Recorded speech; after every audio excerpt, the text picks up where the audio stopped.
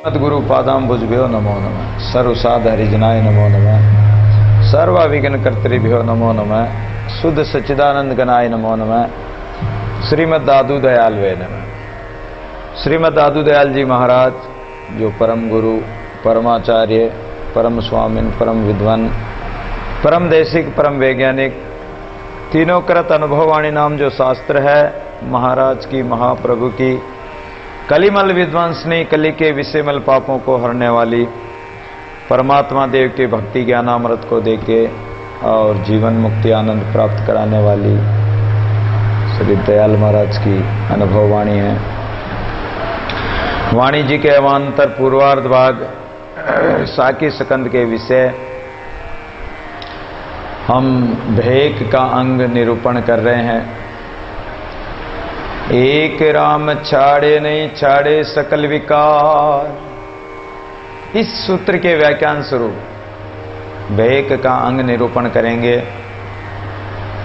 कल कथा प्रसंग में हमने सांच का अंग सुना। सांच के अंग के उपरांत भेक। दादू जी महाराज ने गुरुदेव के अंग में कहा था, झूठे अंधे गुरु गणे बटके घर घर बार, दादू कारज सीजने दादू माथे मार। तो इसलिए आज ये भेक का अंग निरूपण कर रहे हैं कि संसार में संत बहुत हैं। संतों का बाना बनाकर बहुत से भेकधारी साधु जो अपना स्वयं का कल्याण नहीं कर सकते हैं और केवल भेक धारण करके ही संसार में घूमते हैं। झूठे अंधे गुरु गणे तो झूठ माट करके और लोगों को ठगने की विद्या, लोगों को धोखा देकर किसी प्रकार भगवान की भक्ति तो होती नहीं उनसे, और वो केवल भेकधारी संत पाखंड परपंच करते फिरते हैं, जिसके कारण जो सच्चे संत होते हैं, महापुरुष होते हैं, उन संतों को भी लाज लगती है। इसलिए दादू जी महाराज ने सबसे पहले सांच का अंग बताया कि सच्चाई क्या है, सत्य क्या है, पाप क्या, पाखंड क्या, पुण्य क्या, परमार्थ क्या, भला क्या, बुरा क्या, अच्छा क्या है। ये सब बातों का वर्णन हम सांच के अंग में निरूपण करके आए, सुन के आए। और अब भेक का अंग इसलिए बता रहे हैं कि केवल भेक धारण करने से कल्याण नहीं होने वाला है। कबीर जी महाराज ने कहा कि कपड़ा रंगाए जोगिया मन ना रंगाए। केवल कपड़ा रंगने मात्र से, भगवा पहन लो, चाहे और कोई कलर का पहन लो, साधु बाना बना लो, तो उस कपड़ा रंगाने से काम नहीं चलेगा। अपने मन को भी रंगाए, अपना मन भी रंगना चाहिए भक्ति के रंग में, परमात्मा के नाम में, नाम रस में डूबना चाहिए, तब उनका भेक धारण करना सार्थक है। इसलिए भेक के अंग का मंगलाचरण कर रहे हैं। दादू नमो नमो निरंजनम नमस्कार गुरुदेवत, वंदनम सर्वसाधवा प्रणामम पारंगत। अंजन माया रहित परब्रह्म परमात्मा को नमस्कार करते हुए, और जिन गुरुदेव ने परब्रह्म परमात्मा को दिखाया, उन गुरुदेव देव दिव्य स्वरूप गुरुदेव को हम नमस्कार करते हैं। और पहले जितने संत हो गए, वर्तमान में जितने संत महापुरुष विराज रहे हैं, आगे होने वाले सभी संत महापुरुषों की वंदना करते हुए, और उन महापुरुषों को हम प्रणाम करते हैं जिन संतों ने इस भक्ति का बाना धारण किया।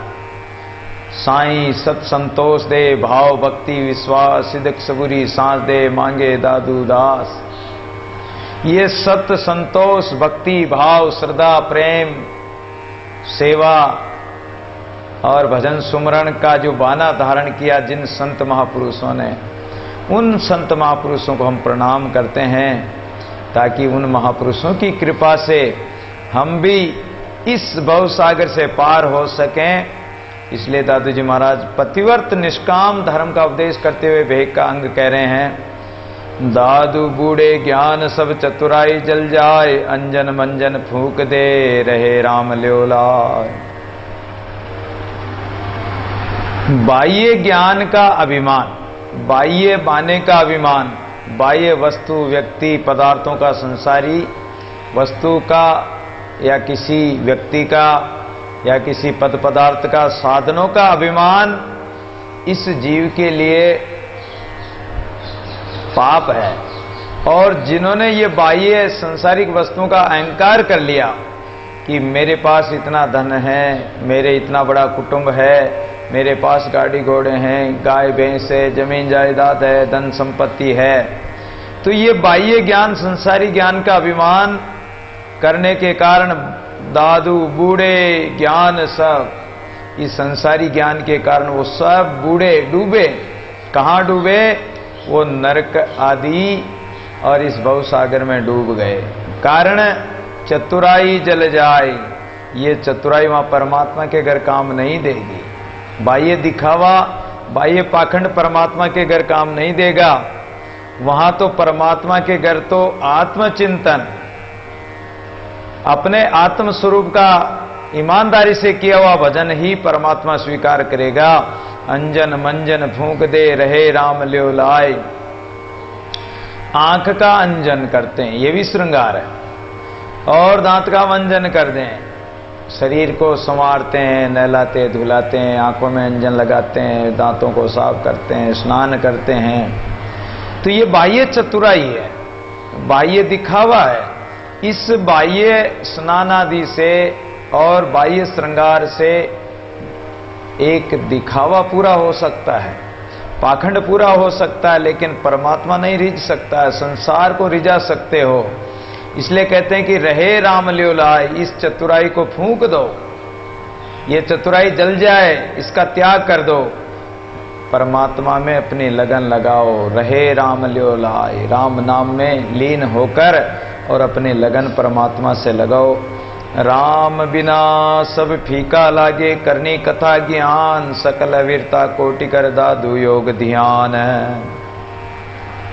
राम के बिना सब कर्म फीके लगेंगे, सब रस फीके लगेंगे, नीरस लगेंगे। कारण कि संसार के रस, चाहे विषय रस हो, चाहे फलों के रस हो, चाहे और पेय पदार्थों के कोई भी रस, विषय वासना इंद्रियों के रस हो, ये इंद्रियों के स्वाद कुछ समय के, क्षणिक समय के हैं, ये सदा साथ देने वाले नहीं हैं, और ये दुख अंत परिणाम में दुख ही देने वाले। इसलिए ये रस महापुरुषों ने इन रस को फीका बताया है। और जो भी संसार के कर्म करते हो, विषय वासना के कर्म करते हो, वो करनी कर्म और ये सब ज्ञान, कथा ज्ञान, ये सब अव्यर्था हो जाएंगे, व्यर्थ हो जाएंगे। दादू जोग ध्यान, और दादू जी महाराज तो यहां तक कहते हैं कि जब तक परमात्मा का ध्यान नहीं करोगे और परमात्मा का ज्ञान, ध्यान, साधना, सेवा, सुमरण नहीं करोगे, तब तक कल्याण नहीं हो सकता इन कर्मों से। ज्ञानी पंडित बोते दाता सूर अनेक, दादू भेक अनंत लाग रहा सो एक। ज्ञानी तो बहुत मिल जाएंगे, एक से एक विद्वान मिल जाएंगे, एक से एक पंडित मिल जाएंगे, और बड़े बड़े दातार भी मिल जाएंगे, सूरवीर भी मिल जाएंगे, अनेक प्रकार के भेगदारी संत भी मिल जाएंगे। लेकिन उस अद्वैत ब्रह्म में लगने वाला, उस एक परमात्मा से जुड़ा हुआ महापुरुष तो कोई विरला ही मिलता है। गीता में भी भगवान कहते हैं कि हे अर्जुन, कोई लाखों में कोई मेरी तरफ लगता है, और मेरी तरफ लगकर मेरे में अनन्य प्रेम करने वाला तो कोई करोड़ों में एक होगा जो मेरे में प्रेम करे। तो लाग रहा सो एक, परमात्मा से लगकर परमात्मा का सुमरण करने वाला तो कोई एक विरला ही होगा। कोरा कलश अवा का ऊपरी चित्र ने, क्या कीजिए दादू वस्तु बिन ऐसे नाना भेक। कोरा कलश, जैसे कलश होता पानी का, मिट्टी का कलश होता है, और उस कलश में कुछ भी भरा नहीं हो, एकदम नया हो। ऊपरी चित्र अनेक, उसके ऊपर कुमार कलश के ऊपर अनेक मांडने मांड देता, चित्र बना देता, अनेक तरह के चित्र चित्रावली मांड देता। लेकिन क्या कीजिए दादू वस्तु बिन, उस कोरे कलश को, उस खाली कलश को हम लेकर क्या करेंगे जिसमें कोई वस्तु है ही नहीं। ऐसे ही संत बन गए, संत हैं, संत का बहाना है, लेकिन भीतर कोई वस्तु नहीं, भीतर कोई संतों की सेवा नहीं, भगवान का भजन नहीं, कोई राम नाम नहीं, कोई सेवा नहीं, सुमरन नहीं, कोई माला पूजन पाठ, कुछ भी नहीं जिसके घट के अंदर, और ऊपर से अनेक तिलक टिके लगा रखे हों, बढ़िया बढ़िया सुंदर माला पहन रखी हो, वस्त्रादि पहन रखे हो, तिलक टिके लगा रखे हों, और जटा इत्यादि भी बधा रखी हो, लेकिन अगर अंदर भजन नहीं है, अंदर से खाली है, तो वो किस काम का है। बाहर दादू भेक बिन भीतर वस्तु अगाध, सोले हृदय राके दादू सन्मुख साध है। बाहर तो बहुत अच्छा भेक बना रखा है, और अंदर कुछ नहीं तो वो कोई काम का नहीं। और यदि भीतर वस्तु अगाध, यदि अंदर पर अगम अगाध परमात्मा का निवास है, तो उस घट में परमात्मा को धारण करके वो संत, और उस परमात्मा का भजन करते करते उस परमात्मा के सन्मुख ही हो जाता है। वो संत है, सन्मुख साध है, वो परमात्मा के सन्मुख हो जाएगा। और खाली भांडा तो किसी काम का नहीं। दादू भांडा बरदर वस्तु सो जो महंगे मोल बिकाय, खाली भांडा वस्तु बिन कोड़ी बदले जाए। अगर भांडे के अंदर वस्तु नहीं है तो वो उसका क्या मोल होगा, उसका कौन खरीदेगा, उसका क्या भाव होगा, कुछ भी नहीं। और अगर भांडे के अंदर, कलश के अंदर कोई वस्तु भरी पड़ी है, तो वो जैसी वस्तु होगी उसके अनुसार वो भांडा भी महंगा बिकेगा, महंगे मोल बिकाए। खाली भांडा वस्तु बिन कोड़ी बदले जाए। अगर खाली भांडा है, केवल खाली खोखा है, तो कोड़ी के बदले जाएगा, कोड़ी भी मोल नहीं देगा कोई। दादू कनक कलश विषसों भरा, सो किस आवे काम, सोदन कूटा चाम का जामे अमृत राम है। यदि कलश मिट्टी का ही हो और उसमें चाहे कोई भी वस्तु भरी हो, सोना भरा हो, रस भरा हो और कुछ भरा हो, तो वो काम का है। और यदि कनक सोने का पात्र हो और उसमें अगर जहर भरा हो, वो भी किस काम का है। अरे ये मानुष शरीर, अमूल्य मनुष्य शरीर सोने की काया है, सोने जैसा अमूल्य है। इस अमूल्य मनुष्य शरीर में आपने विषय विकार रूपी विष भर रखा है, अंतःकरण में वासनाएं भरी पड़ी है, तो समझो कि ये सोने जैसी काया कोई काम की नहीं। सोदन कूटा चाम का जाम में अमृत राम। पहले ऊंट के शीदड़े में तेल घी इत्यादि भरा जाता था, तो वो चमड़े का जो है शीदड़ा, वो भी ठीक है। अरे कम से कम उसमें कोई घी तेल वगैरह कुछ वस्तु तो भरी पड़ी है। जामे अमृत राम। और जिस घट में अगर राम नाम रूपी अमृत जिसके घट में बसता है, तो वो ठीक है, वो अच्छा है। और जिसमें कुछ भी नहीं, तो वो किस काम का है। दादू दे के वस्तु को वासन दे के नाय, दादू भीतर भरदरा सो मेरे मनमान। तत्वज्ञानी जीवन मुक्त पुरुष जो होते हैं, वो वस्तु को देखते हैं, वो पात्र को नहीं देखते हैं। पात्र बर्तन अर्थात वर्ण आश्रम के शरीर को नहीं देखते हैं कि ये किस जाति का है, स्त्री है, एक पुरुष है, एक बालक है, एक वृद्ध है, एक जवान है।